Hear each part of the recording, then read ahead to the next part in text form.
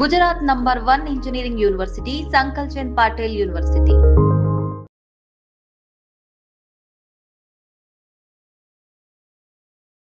హైదరాబాద్ నగరంలో అది ఎంఎంటీఎస్ రైల్లో దుండగుడు ఒక యువతి మీద అత్యాచార ప్రయత్నానికి పాల్పడడం సంచలనంగా మారిపోయిన పరిస్థితి. నిన్నటి నుంచి కూడా ఈ వార్త ఒక సంచలనంగా మారిపోయిన సిచ్యువేషన్ అయితే కనిపిస్తోంది. ఎంఎంటీఎస్ ట్రైన్లో జనరల్లీ అయితే లోకల్లీ చాలా మంది దూర ప్రాంతాలకు వెళ్లే వాళ్ళు ఎంఎంటీఎస్ రైల్నే ఆశ్రయిస్తూ ఉంటారు. అట్లాంటిది మేడ్చల్కి సంబంధించిన యువతి కూడా అట్లనే నిన్న ఆమె సెల్ ఫోన్ పాడవడంతో ఆమె సెల్ ఫోన్ రిపేర్ కోసమని సికింద్రాబాద్ వచ్చింది. సికింద్రాబాద్ లో రిపేర్ చేయించుకున్న తర్వాత మొన్న రాత్రి రిటర్న్ వెళ్తున్నటువంటి సమయంలో ఈ ఇన్సిడెంట్ అయితే జరిగింది. అయితే ఈ ఇన్సిడెంట్ కి సంబంధించి పూర్తి సమాచారం సేకరించే పనిలో పోలీసులు నిమగ్నమైన పరిస్థితి. ఈమె మేడ్చల్ జిల్లాకు సంబంధించిన యువతే. అక్కడి వరకు ఆమె ఎంఎంటీఎస్ ట్రైన్ లో జర్నీ చేస్తోంది, అది కూడా లేడీస్ కంపార్ట్మెంట్ లోనే. లేడీస్ కంపార్ట్మెంట్ లో ఆమె జర్నీ చేస్తున్నప్పుడు ఆ టైంకి ముగ్గురు యువతులు ఉండే. అయితే ఈ అల్వాల్ దగ్గరికి రాగానే ఇద్దరు యువతులు దిగిపోయారు. కేవలం ఆ ఒక్క అమ్మాయి మాత్రమే మేడ్చల్ వరకు వెళ్లాల్సి ఉంది. అయితే ఎప్పుడైతే ట్రైన్ ఆగిందో అల్వాల్లో, అప్పుడు ఆమె ఉన్నటువంటి కంపార్ట్మెంట్ లోకి ప్రవేశించాడు దుండగుడు. ఆ తర్వాత ఆమె మీద అత్యాచారానికి ప్రయత్నం చేశాడు. వెంటనే ఆమె ఏం చేయాలో అర్థం కాక రన్నింగ్ ట్రైన్ నుంచి కిందికి దూకేసిన పరిస్థితి కనిపించింది. సో ఎప్పుడైతే ఆమెకి కిందికి దూకేసిందో పూర్తిగా ఆమెకైతే ఆ ఫేస్ కి గాయాలయ్యాయి. ఆ తర్వాత పంటికి కూడా గాయమైంది, ఫేస్ అంతా స్వెల్లింగ్ అయింది, అట్లాగే లెగ్ కూడా ఫ్రాక్చర్ అయినట్టుగా నిన్న పోలీసులు కూడా ప్రెస్ మీట్ లో చెప్పడం అయితే జరిగింది. ఈ కేసుని చాలా సీరియస్ గా తీసుకున్నటువంటి పోలీసులు నిందితుడి కోసం నిన్ననే 4 బృందాలుగా గాలింపు స్టార్ట్ చేశారు. అట్లాగే సీసీ ఫుటేజ్ ఏదైతే ఉంటుందో, ఈ ట్రైన్ స్టాప్స్ స్టేషన్స్ ఎక్కడైతే ఉంటాయో అక్కడ పూర్తిగా ఈ సీసీ ఫుటేజ్ ని సేకరించిన తర్వాత ఈ నిందితుడు ఎవరు అనేది గుర్తించడం జరిగింది. ఇప్పుడు ఈ నిందితుడు ఫోటో అట్లాగే ఆయన పేరు కూడా బయటకు వచ్చిన పరిస్థితి. మేడ్చల్ జిల్లా గౌడవెల్లి గ్రామానికి చెందినటువంటి వ్యక్తి, ఈయన పేరు వచ్చేసి మహేష్ గా గుర్తించారు. సో ఈ ఫోటోని తీసుకెళ్లి యువతి ఎక్కడైతే ట్రీట్మెంట్ తీసుకుంటుందో హాస్పిటల్లో ఆమెకు ఫోటో చూపించినప్పుడు ఎస్ ఇతనే అన్నటువంటి నిర్ధారణకు వచ్చిన తర్వాత ఇప్పుడు మహేష్ నైతే పోలీసులు గాలింపు చర్యలు చేపట్టిన తర్వాత ఇప్పుడు మహేష్ పోలీసుల అదుపులో ఉన్నాడు. సో యువతి నిర్ధారించిన తర్వాత ఇప్పుడు మహేష్ నైతే అదుపులోకి తీసుకోవడం జరిగింది. అయితే మహేష్ బ్యాక్గ్రౌండ్ ఏంటి అని పోలీసులు ఎంక్వైరీ చేసినప్పుడు ఇతను పూర్తిగా జులాయిగా తిరగడం, ఆ తర్వాత ఈ 1 సంవత్సరం క్రితమే వాళ్ళ భార్యను వదిలిపెట్టిన పరిస్థితి, అంటే విడాకులైన పరిస్థితి. ఆ తర్వాత గంజాయికి అట్లాగే మత్తు పదార్థాలకు దెన్ ఈ తాగుడికి బానిస అయినటువంటి వ్యక్తిగా పోలీసులు అయితే ఒక కన్క్లూజన్ కి అయితే వచ్చిన పరిస్థితి అయితే కనిపిస్తోంది. సో జులాయిగా తిరగడం, అట్లాగే గంజాయి మత్తులో అసలు ఏం చేస్తున్నాడో అర్థం కాని పరిస్థితుల్లో చాలా మంది మీద గతంలో దాడి చేసిన సందర్భాలు కూడా ఉన్నాయి. సో ఇట్లా ఇవన్నీ తట్టుకోలేకనే వాళ్ళ భార్య కూడా అతన్ని విడిచిపెట్టేసింది 1 సంవత్సరం క్రితం అనేటువంటి మాట కూడా ఇప్పుడు పోలీసులు చెప్తున్నటువంటి పరిస్థితి. సో పూర్తిగా జులాయిగా తిరగడం ఒకటి, ఆ తర్వాత గంజాయి తీసుకోవడం అలవాటున్న వ్యక్తి ఇప్పుడు యువతి మీద అత్యాచారానికి ప్రయత్నించినట్టుగా పోలీసులు అయితే చెప్తున్న సిచ్యువేషన్ అయితే కనిపిస్తోంది.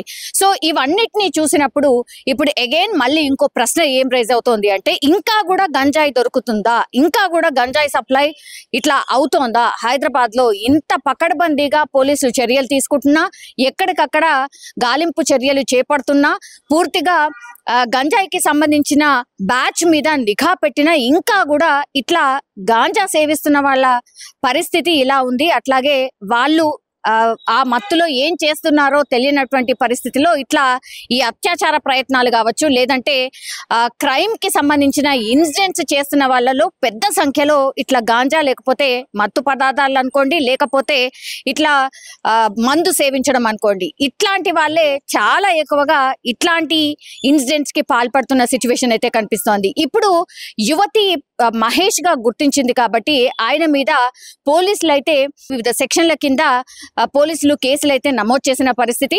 నిన్న ఎప్పుడైతే యువతి ట్రైన్ నుంచి దూకేసిన తర్వాత ఆమెకు గాయాలయ్యాయి. ఆ తర్వాత ఆమెను గాంధీ హాస్పిటల్ కి తరలించారు. దెన్ అక్కడ డాక్టర్స్ ఇచ్చిన సజెషన్ ప్రకారం అయితే ఆమెని మెరుగైన చికిత్స కోసం యశోద హాస్పిటల్ కి తరలించి ఈ రోజు లెగ్ కి సంబంధించిన సర్జరీ చేయబోతున్నట్టుగా కూడా మనకున్నటువంటి సమాచారం. సో ఒక పురోగతి సాధించినట్టే అనుకోవచ్చు. వితిన్ 24 గంటల్లోనే పోలీసులు ఈ నిందితుడు ఎవరు అనేది ఛేదించడం, గుర్తించడం, ఆ తర్వాత వాళ్ళ అదుపులో ఉండడం, ఇది నిజంగానే ఒక రకంగా పోలీసులు చాలా పకడ్బందీగా అట్లాగే చాలా స్ట్రిక్ట్ గా ఇలాంటి కేసెస్ మీద దృష్టి సారించినట్టు మనకైతే అర్థమవుతోంది. కానీ ఈ MMTS ట్రైన్ నుంచి యువతి అత్యాచార ప్రయత్నానికి గురైంది. ఆ తర్వాత ట్రైన్ నుంచి దూకేసింది. ఆమెకు గాయాలైన పరిస్థితి ఉంది. అట్లాగే నిందితుడి కోసం గాలింపు చర్యలు చేపడుతున్నారు అన్న వార్త తెలిసిన తర్వాత మాత్రం చాలా మంది అయితే ఒక రకంగా పానిక్ అయిపోయినారు. బికాజ్ MMTS ట్రైన్ లో చాలా మంది జర్నీ చేస్తుంటారు. అట్లాగే అందులో చాలా తక్కువ ప్రైస్ లో డిస్టెన్స్ కూడా చాలా ఎక్కువగా వెళ్తుంది. అట్లాగే ఫాస్ట్ గా వెళ్ళొచ్చు, ట్రాఫిక్ ఇబ్బందులు ఉండవు అనే దృష్టితోనే చాలా మంది ఈ MMTS ట్రైన్స్ ని ఆశ్రయిస్తూ ఉంటారు. అట్లాంటి ట్రైన్ లోనే ఇట్లా అఘాయిత్యం జరగడంతో అయితే చాలా మంది ప్రయాణికులు భయపడిపోయిన సిచ్యువేషన్ అయితే కనిపిస్తోంది. కానీ 24 గంటల్లోనే పోలీసులు నిందితుడు ఎవరు తేల్చడం, పట్టుకోవడం అయితే నిజంగానే చాలా మంది ఇప్పుడు MMTS ట్రైన్ లో జర్నీ చేస్తున్న వాళ్ళ అభిప్రాయం కూడా ఏంటి అని అంటే 24 గంటల్లోనే పోలీసులు ఆ నిందితుడిని ఎవరినో పట్టుకోవడం అయితే జరిగింది. గతంలో ఎప్పుడైతే ఇట్లాంటి ఇన్సిడెంట్ జరగలేదు. రైల్వే నిజంగానే సేఫెస్ట్ జర్నీ అనేటువంటి మాట కూడా ఎవరైతే ప్రయాణికులు రైల్వేలో జర్నీ చేస్తారో వాళ్ళు కూడా చెప్తున్న పరిస్థితి. అట్లాగే మత్తు పదార్థాలకు దెన్ ఈ తాగుడికి బానిస అయినటువంటి వ్యక్తిగా పోలీసులు అయితే ఒక కన్క్లూజన్ కి అయితే వచ్చిన పరిస్థితి అయితే కనిపిస్తోంది. సో జులాయిగా తిరగడం, అట్లాగే గంజాయి మత్తులో అసలు ఏం చేస్తున్నాడో అర్థం కాని పరిస్థితుల్లో చాలా మంది మీద గతంలో దాడి చేసిన సందర్భాలు కూడా ఉన్నాయి. సో ఇట్లా ఇవన్నీ తట్టుకోలేకనే వాళ్ళ భార్య కూడా అతన్ని విడిచిపెట్టేసింది 1 సంవత్సరం క్రితం అనేటువంటి మాట కూడా ఇప్పుడు పోలీసులు చెప్తున్నటువంటి పరిస్థితి. సో పూర్తిగా జులాయిగా తిరగడం ఒకటి, ఆ తర్వాత గంజాయి తీసుకోవడం అలవాటున్న వ్యక్తి ఇప్పుడు యువతి మీద అత్యాచారానికి ప్రయత్నించినట్టుగా పోలీసులు అయితే చెప్తున్న సిచ్యువేషన్ అయితే కనిపిస్తోంది.